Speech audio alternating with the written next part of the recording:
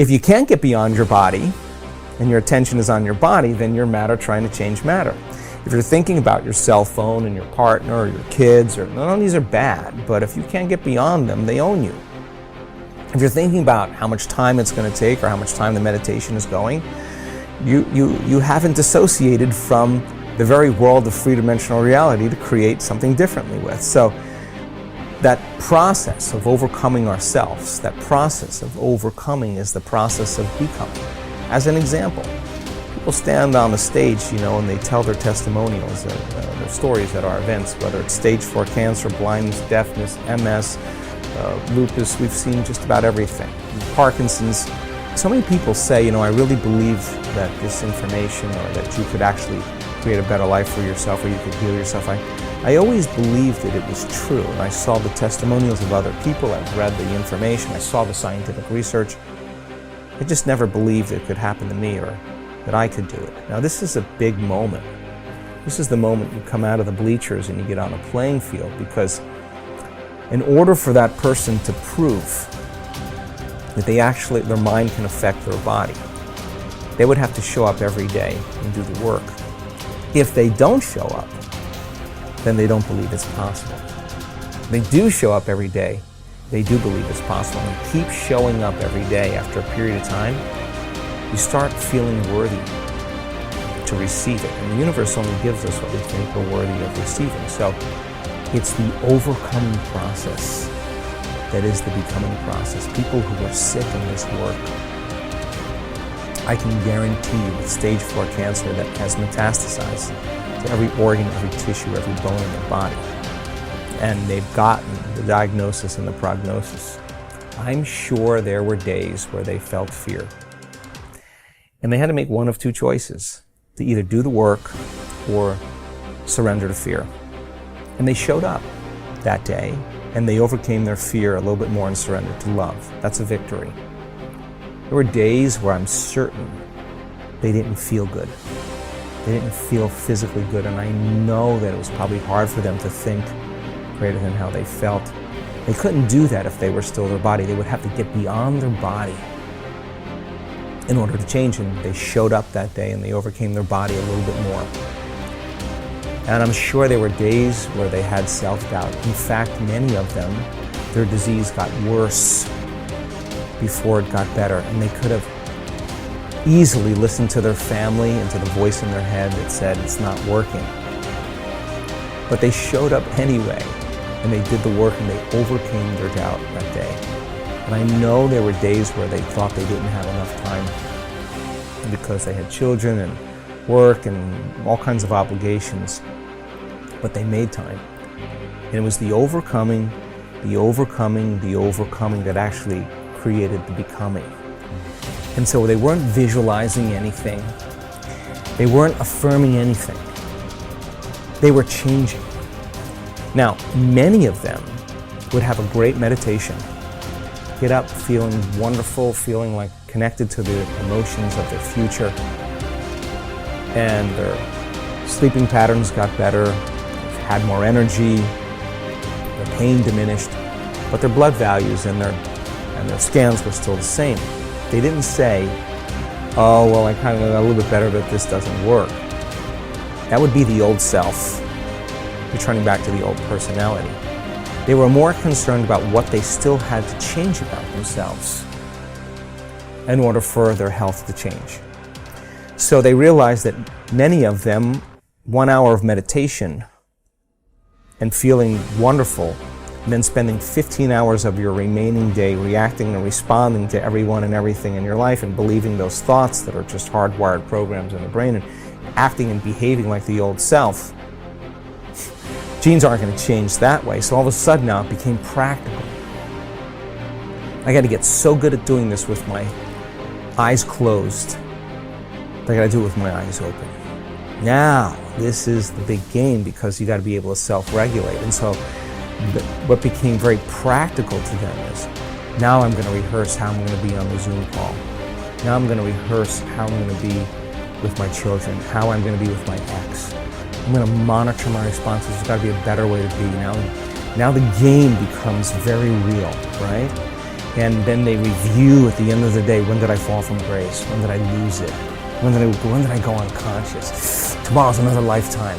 Tomorrow's when I didn't fail, I just went unconscious. Okay, tomorrow I'm gonna just work on that one thing. So now they're really working on the process of transformation.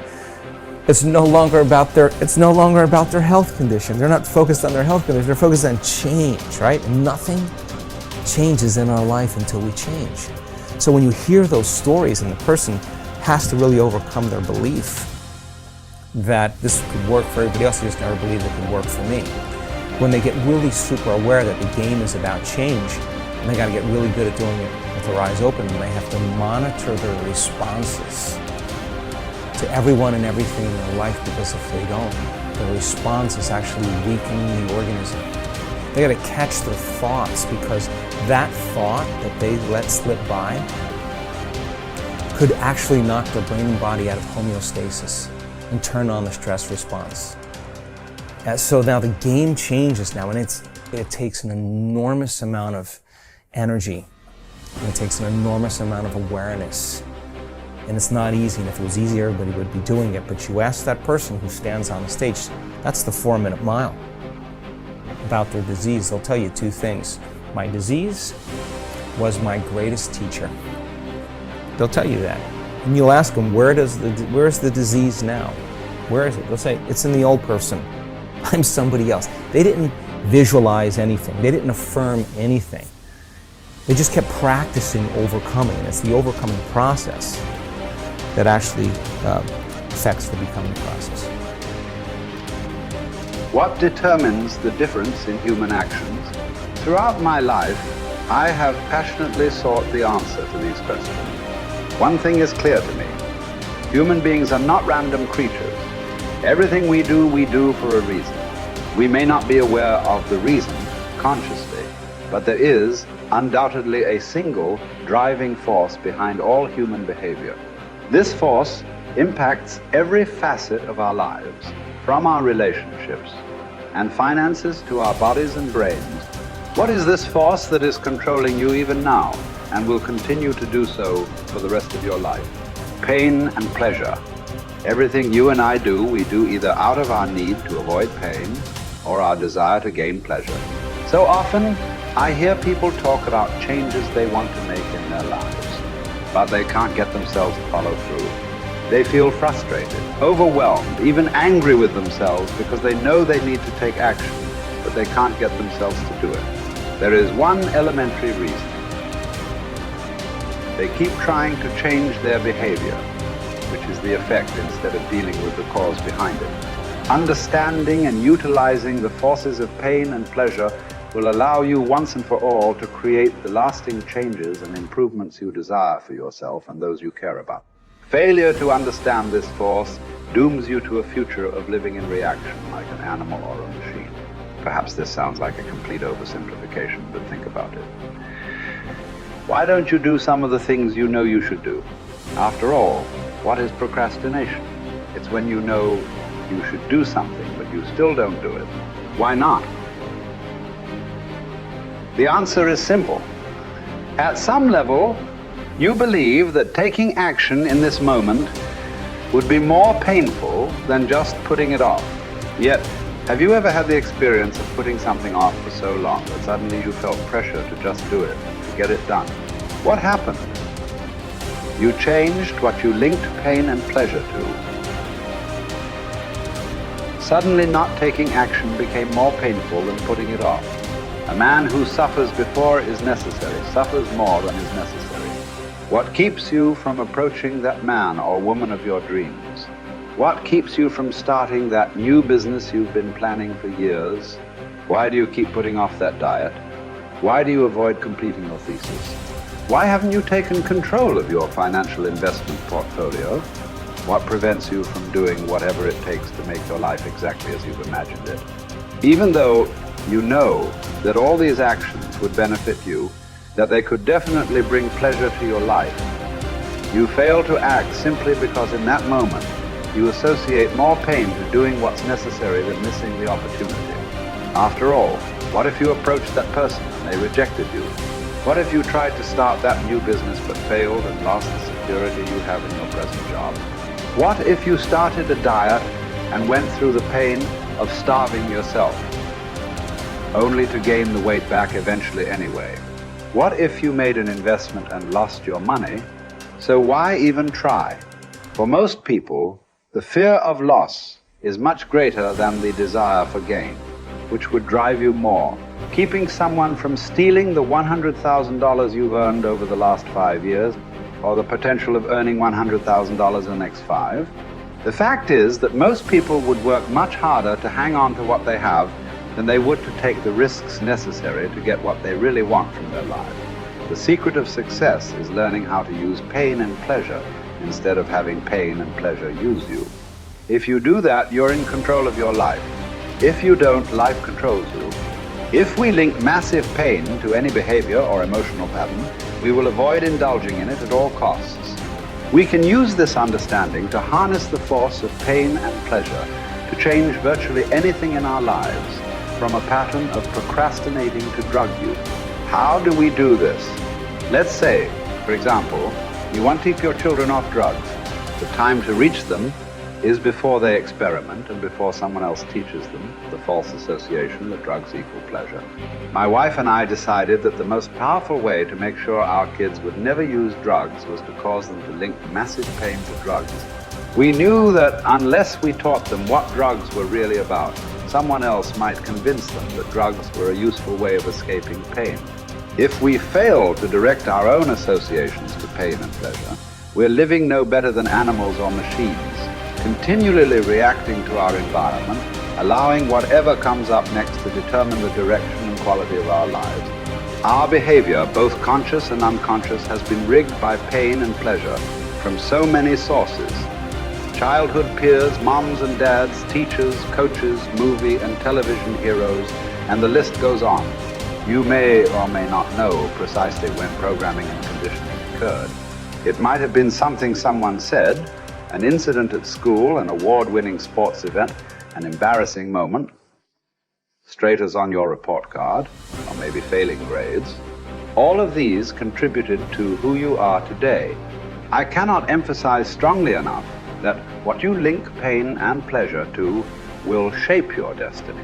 As you review your own life, can you recall experiences that formed your neuro-associations and thus set in motion the chain of causes and effects that brought you to where you are today? What meaning do you attach to things? If you're single, do you look upon marriage wistfully as a joyous adventure with your life mate? Or do you dread it as a heavy ball and chain? As you sit down to dinner tonight, do you consume food matter? Of factly as an opportunity to refuel your body? Or do you devour it as your sole source of pleasure? Men, as well as women, are much oftener led by their hearts than by their understandings. Though we'd like to deny it, the fact remains that what drives our behavior is instinctive reaction to pain and pleasure, not intellectual calculation. Intellectually, we may believe that eating chocolate is bad for us, but we'll still reach for it. Why? Because we're not driven so much by what we intellectually know, but rather by what we've learned to link pain and pleasure to in our nervous system. It's our neuro-associations, the associations we've established in our nervous systems, that determine what we'll do. Although we'd like to believe it's our intellect that really drives us, in most cases our emotions. The sensations that we link to our thoughts are what truly drive us. Many times we try to override the system. For a while we stick to a diet. We finally pushed ourselves over the edge because we have so much pain. We will have solved the problem for the moment. But if we haven't eliminated the cause of the problem, it will resurface. Ultimately, in order for a change to last, we must link pain to our old behavior and pleasure to our new behavior and condition it until it's consistent. Remember, we will all do more to avoid pain than we will to gain pleasure. Going on a diet and overriding our pain in the short term by pure willpower never lasts simply because we still link pain to giving up fattening foods. For this change to be long term, We've got to link pain to eating those foods so that we no longer even desire them, and pleasure to eat more of the foods that nourish us. People who are fit and healthy believe that nothing tastes as good as thin fields, and they love foods that nourish them. In fact, they often link pleasure to pushing the plate away with food still on it. It symbolizes to them that they're in control of their lives. The truth is that we can learn to condition our minds, bodies, and emotions to link pain or pleasure to whatever we choose. By changing what we link pain and pleasure to, we will instantly change our behaviors. With smoking, for example, all you must do is link enough pain to smoking and enough pleasure to quitting. You have the ability to do this right now, but you might not exercise this capability because you've trained your body to link pleasure to smoking, or you fear that stopping would be too painful. Yet, if you meet anyone who has stopped, you will find that this behavior changed in one day. The day they truly changed what smoking meant to them.